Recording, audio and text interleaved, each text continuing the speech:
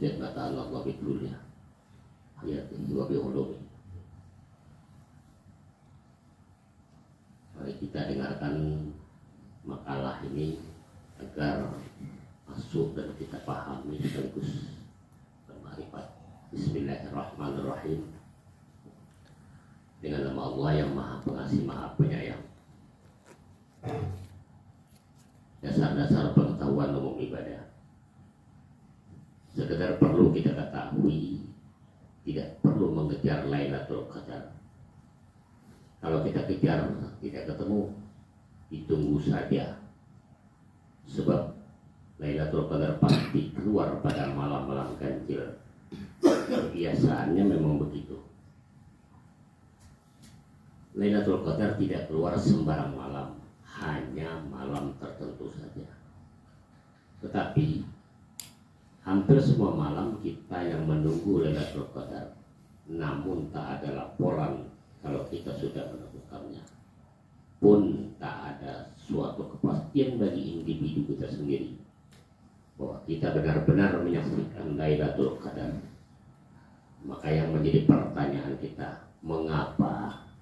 Nah, karena kita tidak mengenal apa dan siapa itu Lailatul Qadar. Lailatul Qadar itu malam keluarnya malaikat dan ruh, sosok cahaya Allah. Kalau kita mengenalnya, pasti kita dapat menghabiskan waktu bersamanya.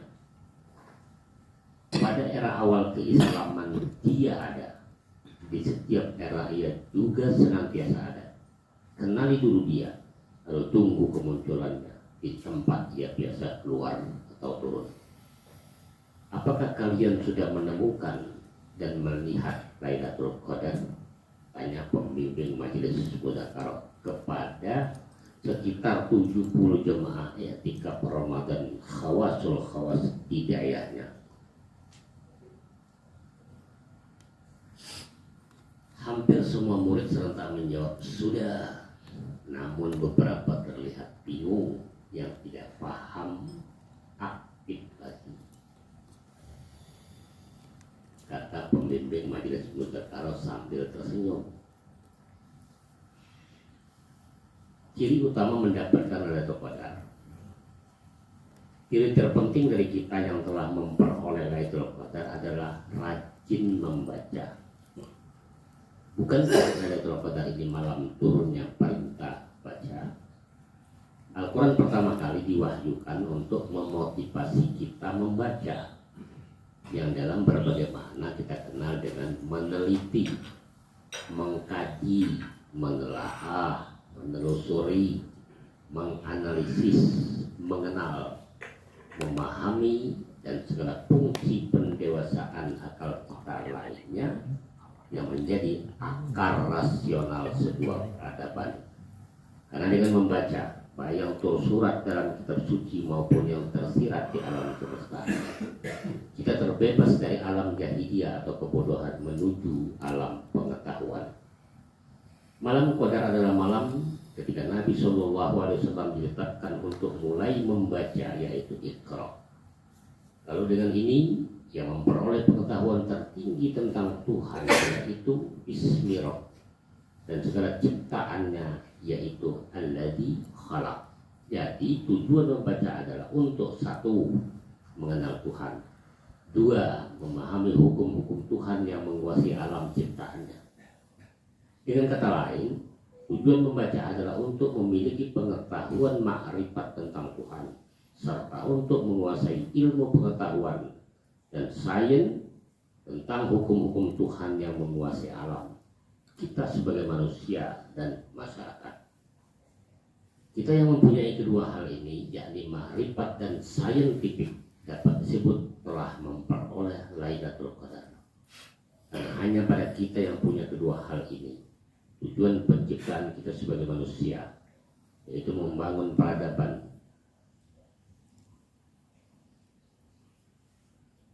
Saya ulang, yaitu untuk membangun peradaban dan memakmurkan bumi dapat tercapai. Melihat masih rendahnya kesadaran ilahiyah dan lemahnya budaya saintifik bangsa kita, bisa kita pastikan mayoritas kita belum pernah mendapatkan Lailatul Qadar. Semoga pada penghujung Ramadan tahun ini kita temukan kesadaran Iqra ini. Mungkin salah satu cara paling nakal untuk membuat kita tetap terbangun pada malam-malam ganjil Ramadan adalah dengan mengatakan bahwa akan ada fenomena langka di mana pohon-pohon akan sujud. Sebagian orang dibuat percaya dengan cerita-cerita seperti ini. Dan tentu saja ini tak pernah terjadi. Karena pohon tidak berbeda seperti kita sebagai manusia. Pohon juga sujud kepada Allah, tapi tidak dengan mencium tanah. Pohon dan segala sesuatu yang ada di alam semesta ini pastinya selalu bersujud kepada Allah dengan caranya sendiri. Firman Allah Subhanahu wa taala dalam Al-Qur'an surat An-Nahl ayat 49 sebagai berikut yang artinya, dan kepada Allah sajalah bersujud segala apa yang berada di langit dan semua makhluk yang melata di bumi dan juga para malaikat, sedang malaikat tidak menyombongkan individu. Lailatul Qadar adalah sebuah malam di mana kita memperoleh kesadaran ekoteologis yang sangat tinggi.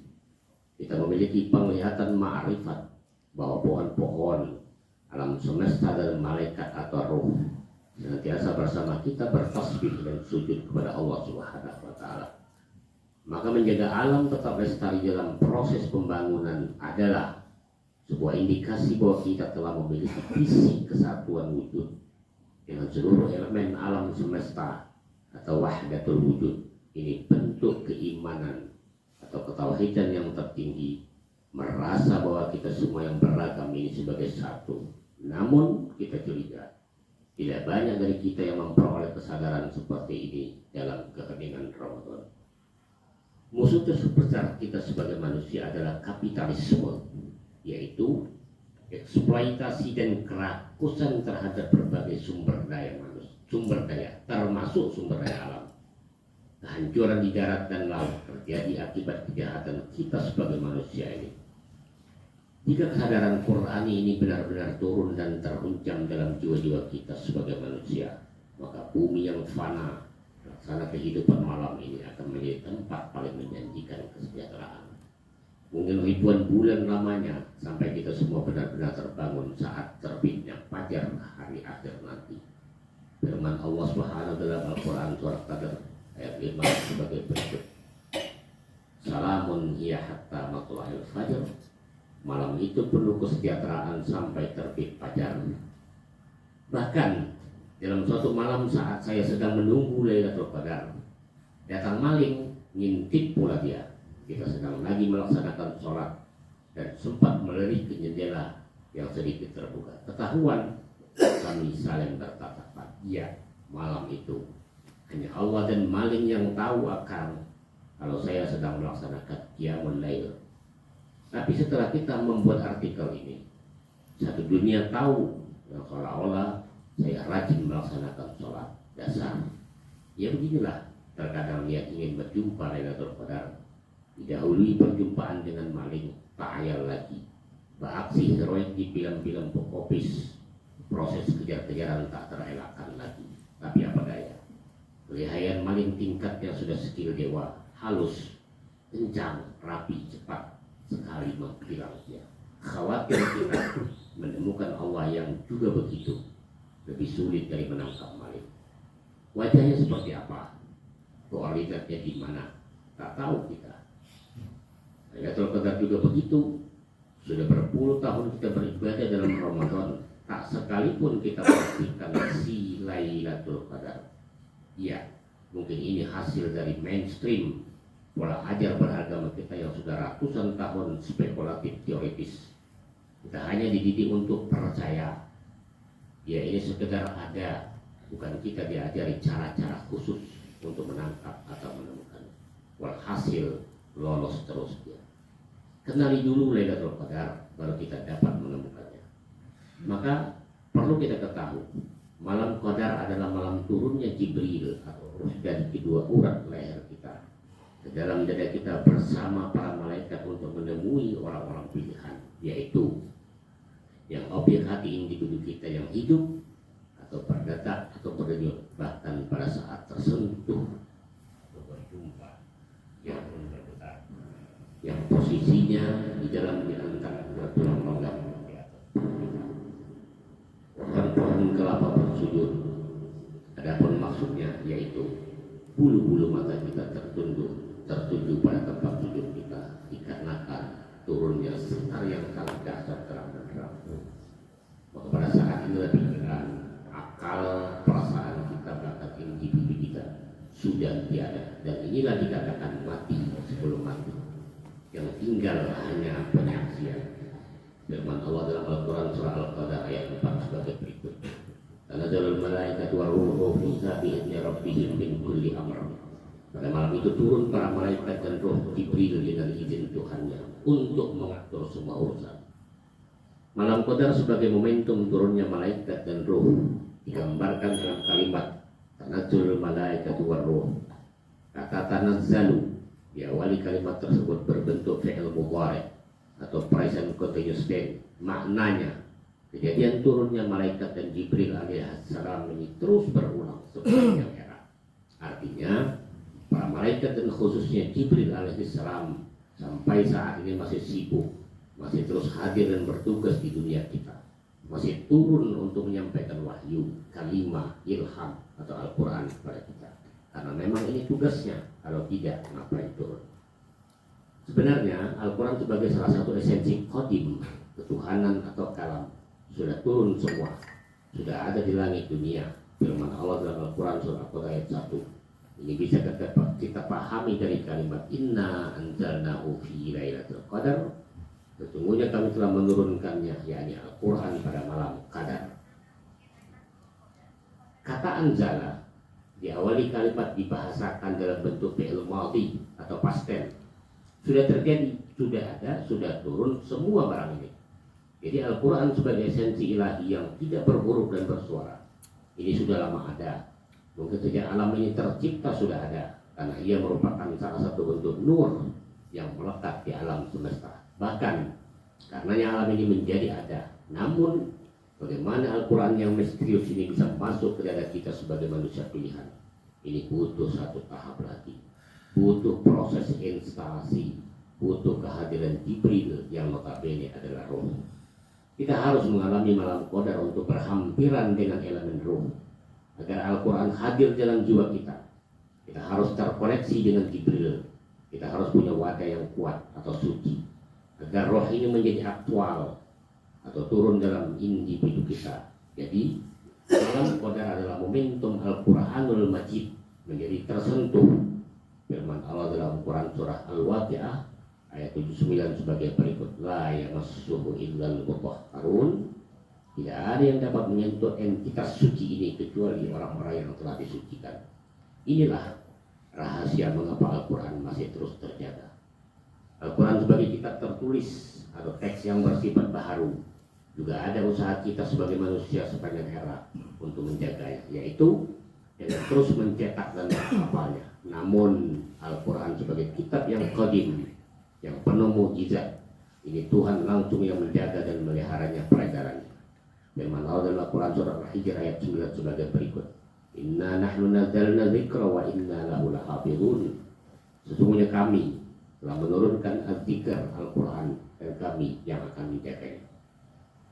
Allah bersama malaikat yang menurunkan Al-Quran, dan Allah sendiri bersama para wali yang akan menjaganya. Caranya, dia menugaskan elemen roh atau Jibril untuk terus hadir sepanjang era, untuk mengisi relung jiwa kita yang telah menyucikan individu kita. Dalam dada kita inilah elemen az-zikr dibenam. Az-zikr dalam Al-Quran yang berpower, yang otentik, yang azali, yang tidak berhuruf dan bersuara. Al-Quran atau az-zikr ini hakikatnya adalah Jibril, Ruh, Nur Muhammad, akal awal, qalam, kalimah yang menempati batin kita yang suci. Muhammad bin Abdullah memang sudah wafat, tapi nur yang pernah menempati objek hati individunya tidak pernah mati, masih diwarisi, masih bergulir sepanjang era dari satu dada ke dada lainnya. Dan ini tugas Jibril untuk memateri elemen Al-Quran dari satu generasi ke generasi lainnya kepada para penerus kerasulan, sehingga fungsi kenabian tidak pernah terputus. Sebagaimana para nabi, tugas waris nabi adalah menjaga rahmatan lil alamin, membagi transmisi Al-Quran hakiki kepada kita sebagai umat manusia di sepanjang era, sehingga kita ikut memiliki rasa terhadap Islam dan Islam sebagaimana rasa yang dipunyai para nabi dan orang-orang pada eranya. Terkait ini, Ibnu Arabi berkata, fungsi kenabian masih berlanjut hingga kiamat. Memang kenabian syar'i sudah khatam. Muhammad orangnya, beliau menyandang pangkat an-nubuwah al-khassah, kenabian khusus, pembawa risalah, pencetus syariat terakhir. Segala bentuk ibadah kita sampai sekarang merujuk pada apa yang pernah ia rumuskan. Namun masih banyak nabi yang lahir setelah Muhammad yang ikut mewarisi Al-Quran yang asli, yang dibawa Jibril atau roh kepada mereka.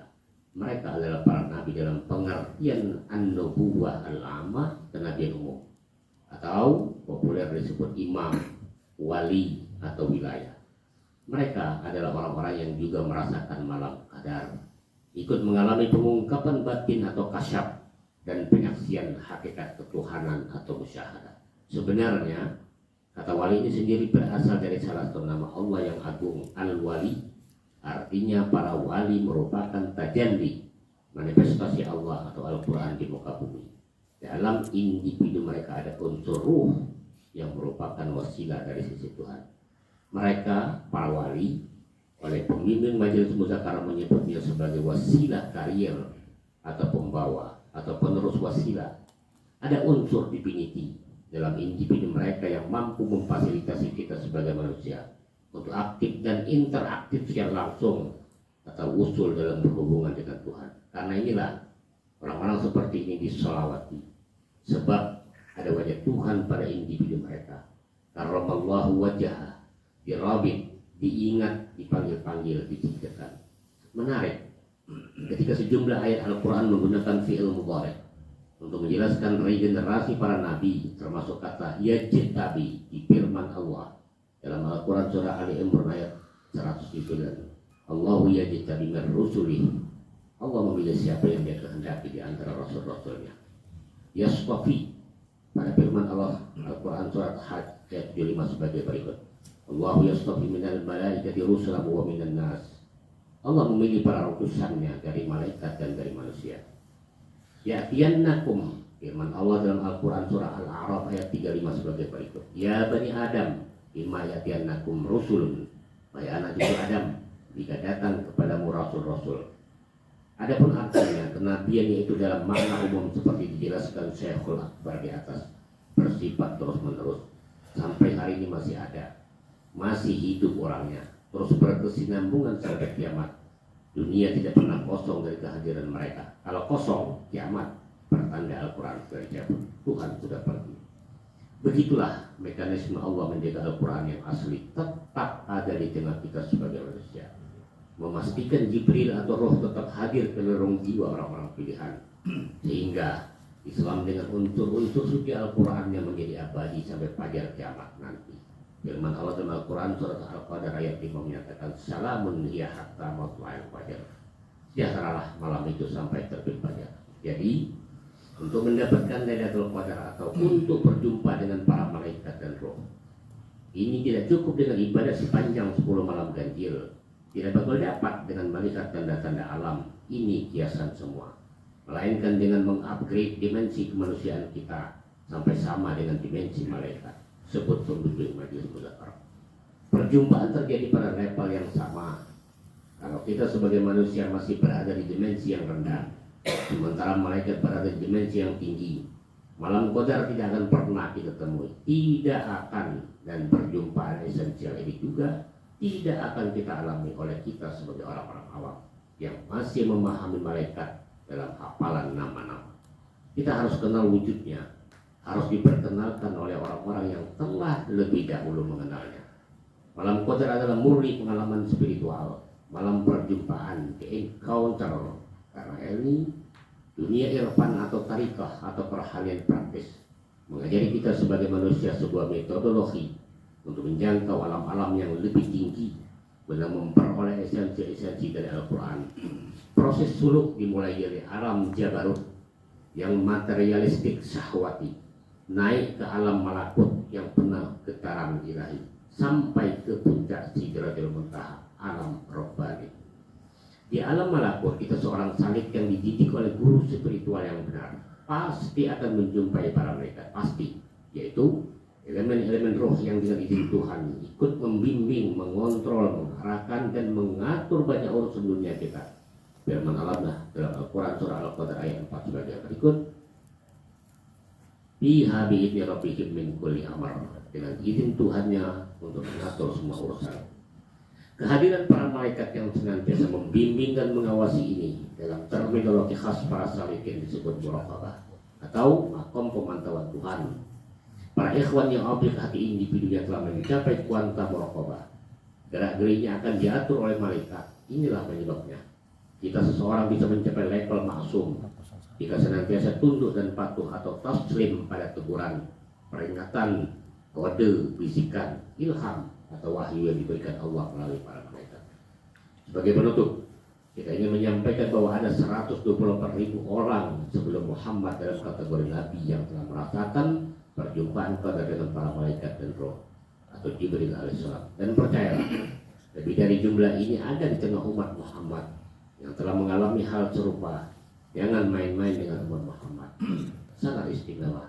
Mudah sekali berjumpa malaikat. Mungkin kita saja yang belum mengalami. Cari terus dan cari terus, cari terus. Allahumma sholli ala Muhammad wa ala ali Muhammad. Sadaqallah wa sadaqa Rasulullah. Assalamualaikum warahmatullahi wabarakatuh.